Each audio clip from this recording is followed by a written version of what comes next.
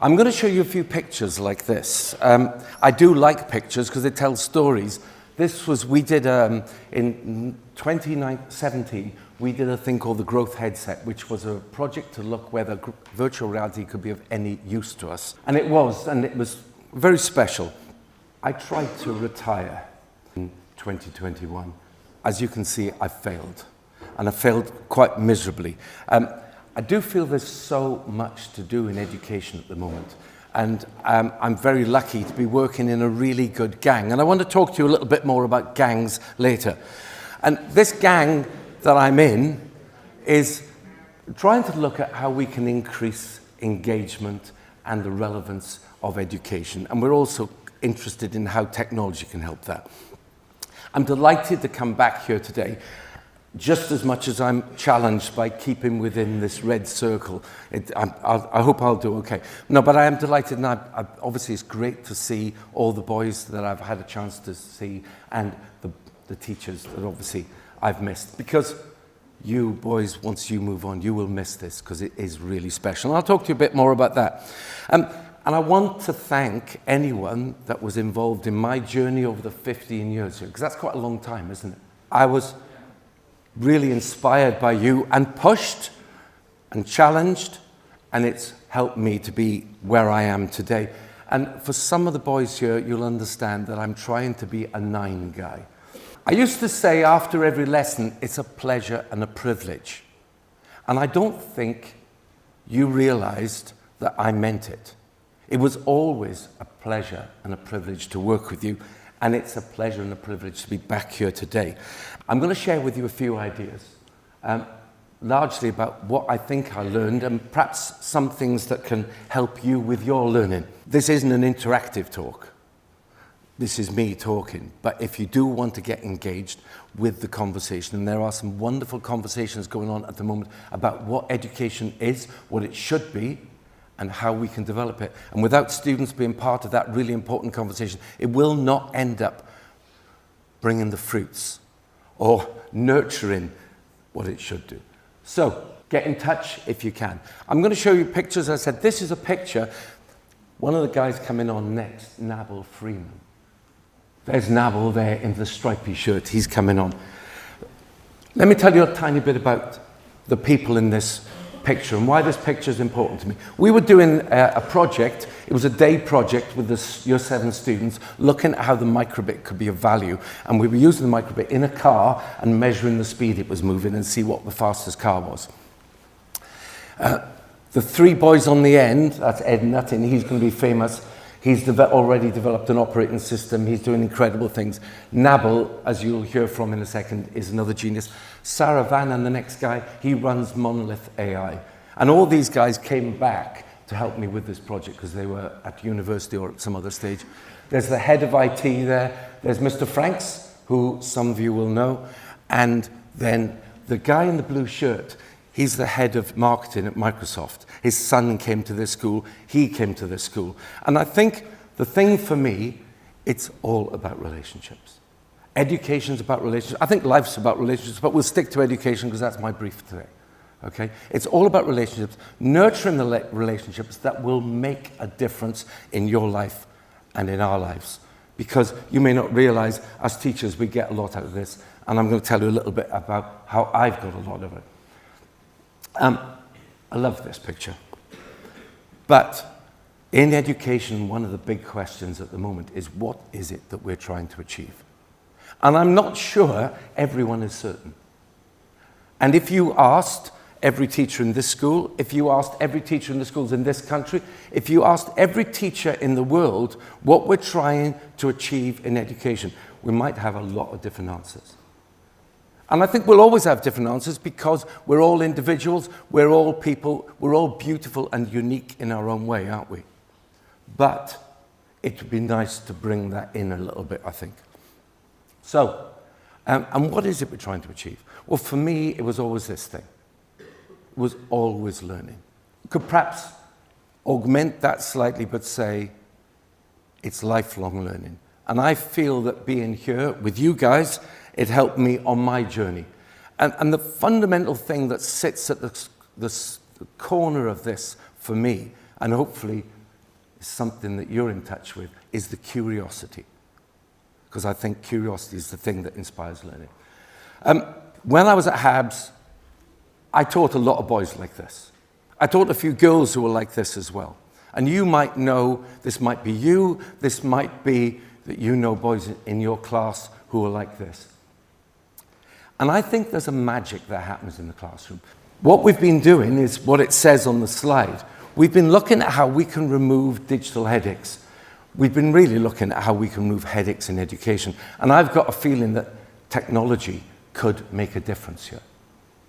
I'm not certain, because I think oftentimes we end up making digital headaches by bringing technology into the problem.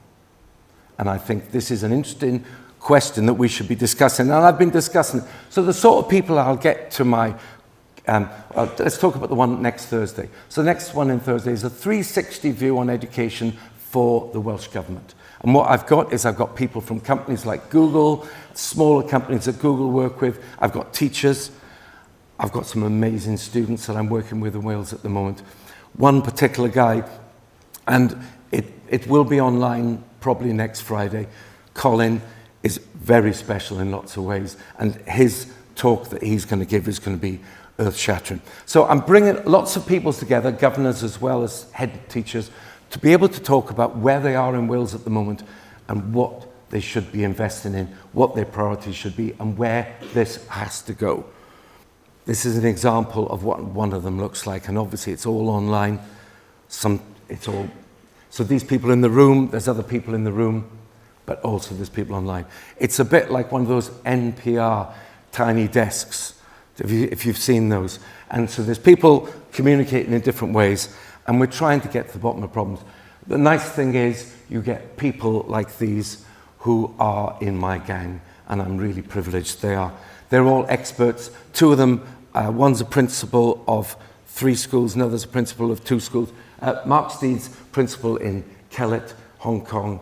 Kai Vasha is the principal of 2 schools in Oman, and a whole range of people that we bring in, and technologists as well, to be able to understand what we're trying to achieve, what we need to do, and to make sure the technology can do the job that it needs to do. And I normally start these with this, which is, what are your digital headaches? Have a look on the slide at the things, because you know with the word cloud it gets bigger the more people say the same thing. One of the things that in schools we struggle most with is that one. It's sort of turquoise in the middle, time. The other one I think we struggle with is training, appropriate training. And it's really essential because it's so complex. And if we're going to remove digital headaches to empower learners and learning, then we need to make sure that we understand what the tools are and how we can use them effectively. And this is the thing I'm probably most proud of. I made a mouse mat of the last thing. No, of this. So I made a mouse mat that I've given out as prizes. Can you notice what's at the center of the mouse mat? Thank you. Thank you. And it has to be. Because often when you talk about technology, all the people measure is the technology. And that's not what we should be measuring. We should be measuring the student outcomes and how technology makes a significant difference to your learning and the interactions and the magic that happens in the classroom. That's what we should be looking at. So one of the other projects I'm working on at the moment is we're looking to develop a curriculum. I'm working with, so again, a huge range of people. Lauren on the end, she's a pedagogist. She's doing a master's degree in pedagogy. The next guy is the guy who manages the learning platform for the whole of Wales and the whole of Egypt. And there's a range of people here, from salesmen to entrepreneurs to people who care about students like yourself. And we're building a curriculum that supports teachers and supports learners, because I think sometimes we miss out the most important people in this equation, which is you, But second most important for me is the teachers, and we need to empower them as well. We need to give them the tools and the explanation so they can really make the best of this. So we did a study in Wales. That's one of the guys from Welsh Government. The guy next to him that's Sam. He's a bit of a boy genius, and he makes boxes that can do things like measure air quality. He does COPD things, which he's now doing racehorses and does in hospitals. So bringing the right people together, and that's Kat, who is an incredible headmistress. And one of my tasks is to celebrate the magic that's happening in schools. And Kat's school in Newport is off the scale. Estyn, which is the Welsh inspection framework, came round, and they asked her on advice on how she could develop the Estyn framework because they couldn't think of anything to do to improve her school. I think that's a pretty big accolade, and that's why she needs to be celebrated as the most important thing is you look around the room and we're all, as I said earlier, unique and beautiful in our own way. And we need a way of celebrating that diversity.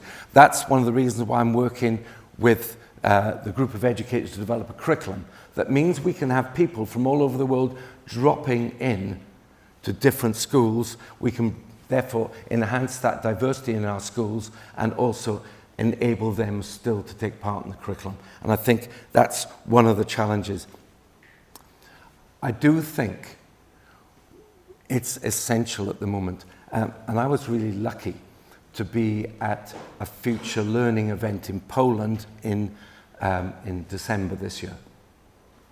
And there were representatives from countries from all over the world talking about what they're doing in their individual countries. And what's significant to me is they're already 4 and 5 years ahead of us of what we're doing in the UK. And that concerns me. It concerns me because I'm getting older. And if our economy isn't as good as Poland's and Albania's and Singapore's and South Africa's, it's going to mean I'm going to live in a poor country. Because it's you that are going to make the difference to the economy. It's you are the ones that are going to bring the money into this country so I can have a wealthy and enjoy my retirement. So no pressure, guys, but I do think that's important. Last couple of slides now. My big question for you, and this is the question I've been asking teachers and students. How can you be the best you're going to be? What do you need to do to be the best you're going to be?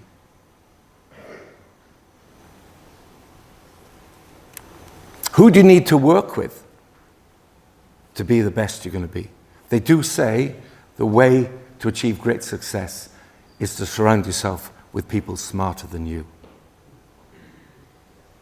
So, this is my last trip. This was last week. I got a chance to go to Dubai, to working with this curriculum project. I met this wonderful educator. She's decided that all of the work at school will be project-based learning.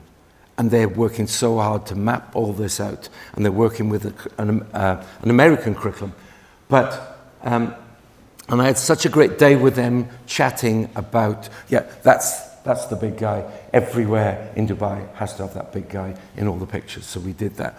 And we had a really good day. And I came up with a few things that have helped me. So to be the best I can be. Certainly working here. You guys challenged me, provoked me, taunted me, and helped me to understand what place I would take and what I needed to learn. So I come up with a few magic things. So the first one is, I think the most important thing here has been my curiosity. And we worked together and I enjoyed that. This co-authorship, it's interesting.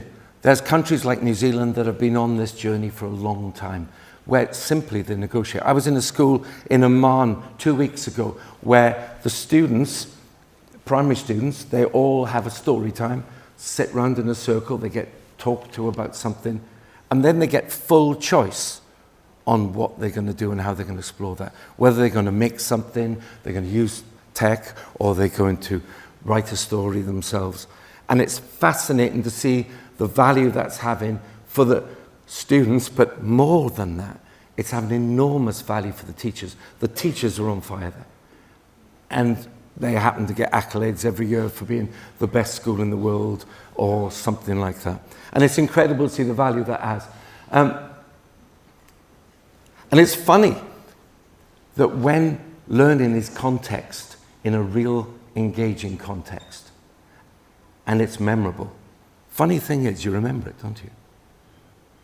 And I think this lifelong learning, I don't know what that means to you and what you think, whether you think you've started on the journey. Certainly with my GCSE and my A-level students while I was here, that was the journey that we were on. And it's lovely to see boys like Nabil, who's going to come next, who's going to talk about that. And when you see, he certainly is a lifelong learner. And lastly, we need to treasure what we measure. And I think, you know, I remember in 2000 when we were trying to increase the number of computers in schools, what we did was measure the number of students to pupils, and we created a ratio, and that's what was good. I don't think that is what we should be measuring. We should be measuring the outcomes. We'll measure the value that this gives you, gentlemen. Now, I've been really lucky that I've found my tribe or my gang. And I've found a bunch of people that I'm working with that are helping me to continue on my journey. And that's really exciting. And I wanted to share a little bit of that today and give you some of the ideas of the people I'm working with, because the people in my gang. The question for me to leave you with is that one. What group are you part of, or do you want to be a part of? That will make a difference. Certainly, we had Computing Society here and lots of offshoots from that. But who will help you on your journey to be the best that you can be? It's been an absolute privilege and a pleasure to speak to you today. Thank you very much.